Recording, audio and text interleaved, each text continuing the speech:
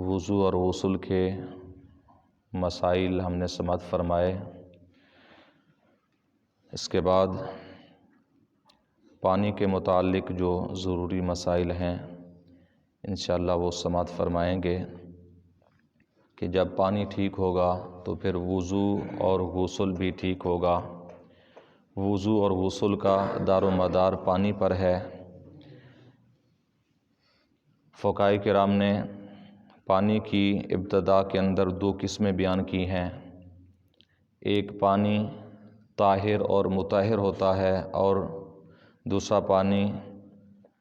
طاہر اور غیر مطہر، یعنی ایک وہ پانی کی قسم ہے کہ جو خود بھی پاک ہے اور دوسروں کو بھی پاک کر دیتا ہے،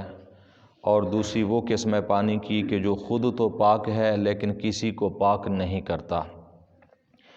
تو جو پانی خود پاک ہے اور کسی کو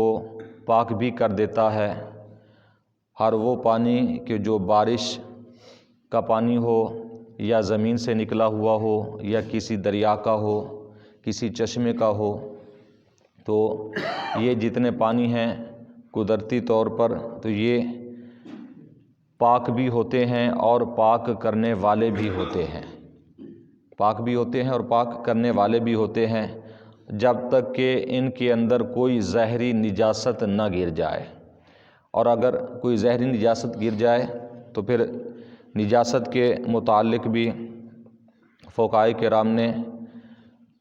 کچھ چیزیں بیان فرمائی ہیں کہ اگر نجاست گر جاتی ہے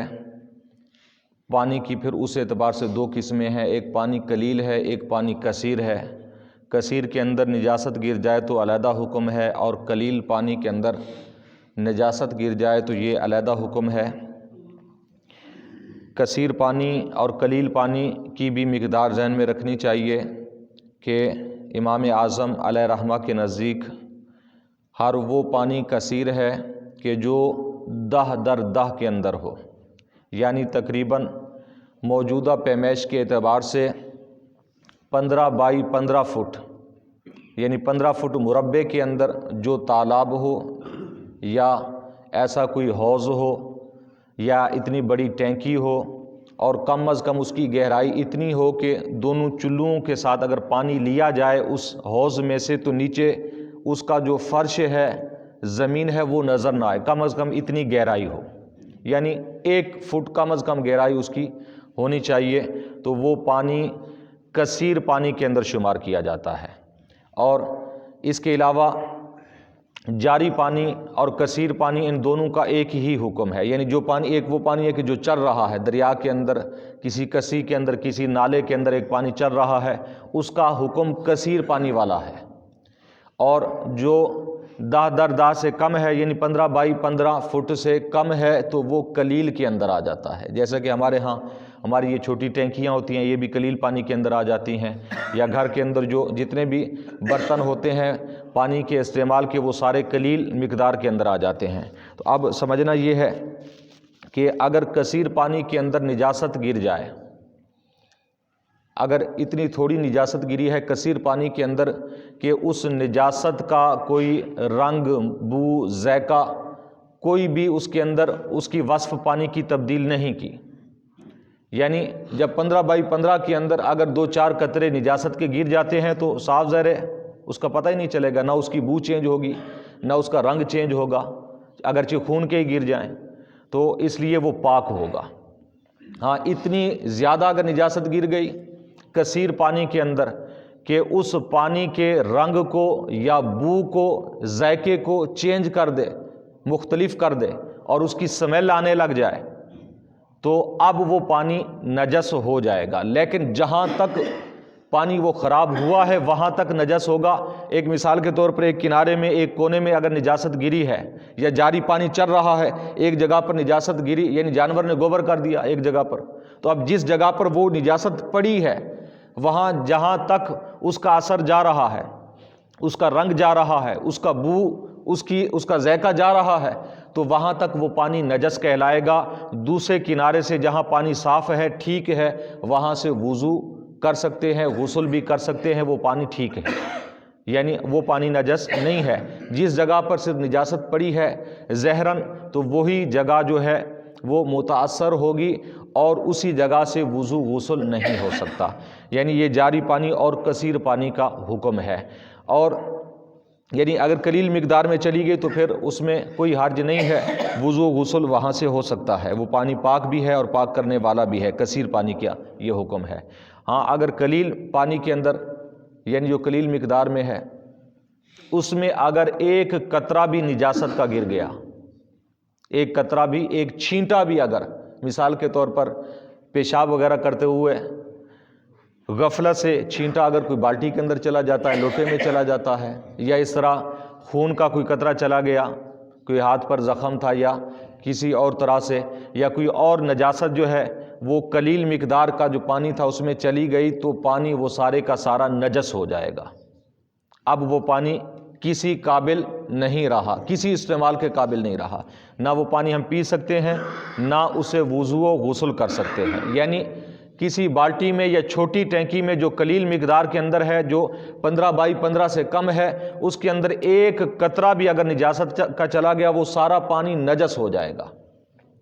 سارے کا سارا پانی نجس ہو جائے گا، تو پھر وہ قابل استعمال نہیں رہے گا۔ تو یہ نجاست کے بارے میں حکم ہے۔ اور اسی طرح اگر کوئی پاک چیز پانی کے اندر مل جاتی ہے تو پاک چیز کے ملنے سے بھی بسا اوقات پانی پاک تو رہتا ہے لیکن پاک کرنے والا نہیں رہتا۔ مثال کے طور پر پوری ایک بالٹی ہے تو پانی ہے، لیکن اس میں آپ نے رنگ ڈال دیا شربت والا، تو اب اس کا نام چینج ہو گیا ہے۔ یعنی ہر وہ پانی کے جس کا نام چینج ہو جائے، اگرچہ وہ پانی ہے، مائع ہے، یعنی چلنے والا ہے، گاڑھا نہیں ہوا، اگرچہ شربت کا نام آ گیا، شوربے کا نام آ گیا، تو اب اس سے یعنی ہے تو پاک ہے، پینے کے قابل تو ہے، لیکن اب اس سے وضو و غسل نہیں ہو سکتا۔ یعنی جب پانی کا نام تبدیل ہو جائے تو اس وقت یعنی حلال چیز کے مل جانے سے، پاک چیز کے مل جانے سے، تو اب اس سے وضو و غسل نہیں ہو سکتا، ویسے وہ پاک ہے۔ ہاں اگر پاک چیز مل جائے ایسی کہ جس کی وجہ سے وہ پانی گاڑھا ہو جاتا ہے اور اس کی جو رکت ہے، اس کا سیلان ہے وہ ختم ہو جاتا ہے یا کم پڑ جاتا ہے، یعنی وہ مائع نہیں رہتا، چلنے والا نہیں ہوتا، جیسا ایک پانی چلتا ہے عام اپنے ایک رفتار کے ساتھ، اس کے اندر وہ کمی آ جاتی ہے تو بھی وہ پاک تو رہے گا لیکن وضو و غسل کے قابل نہیں رہا۔ یعنی کسی جگہ پر تھوڑا پانی تھا، کثیر تعداد میں پتے گر گئے، مٹی گر گئی جس سے وہ گاڑھا ہو گیا اور گندا ہو گیا، اب وہ پاک تو ہے لیکن پاک کرنے والا نہیں ہے، پاک ہے پاک کرنے والا نہیں۔ اسی طرح کوئی اور چیز مل گئی ہے لیکن جو پاک ہے، جس کی وجہ سے اس کا جو رکت ہے، سیلان ختم ہو گیا، گاڑھا پن اس کے اندر آ گیا، تو اس سے بھی وضو و غسل نہیں ہو سکتا۔ اور ایسے ہی اگر پاک چیز کوئی مل جائے، پانی کی 3 وصفیں ہیں، ایک پانی کا رنگ ہے، ایک پانی کی بو ہے، ایک پانی کا ذائقہ ہے، 3 چیزیں بیان کی گئی ہیں۔ تو اس لیے حکم یہ ہے کہ جب آپ کلی کریں گے نا، پانی کا ذائقہ معلوم ہوگا، جب دیکھیں گے، ہاتھ میں پانی اٹھائیں گے، چلو میں لیں گے تو دیکھنے سے پتہ چل جائے گا پانی کا رنگ کیسا ہے، اور جب آپ ناک میں پانی ڈالیں گے تو پتہ چلے گا کہ پانی کے اندر سمیل کیسی ہے، اس کی بو تو تبدیل نہیں ہو چکی ہے۔ تو یہ سنتیں بھی اس وجہ سے ہیں تاکہ پانی کا بھی پتہ چل جائے کہ پانی کس قسم کا ہے۔ اگر پاک چیز مل جانے سے پانی کی 2 وصفیں تبدیل ہو جائیں، 2 وصفیں تبدیل ہو جائیں تو اب وہ وضو و غسل کے قابل نہیں رہتا۔ ہاں نجاست گر جائے، ایک ہی وصف تبدیل ہونے سے پانی نجس ہو جاتا ہے، اگر کوئی پاک چیز گر گئی تو اس میں 2 وصف تبدیل ہو جانے سے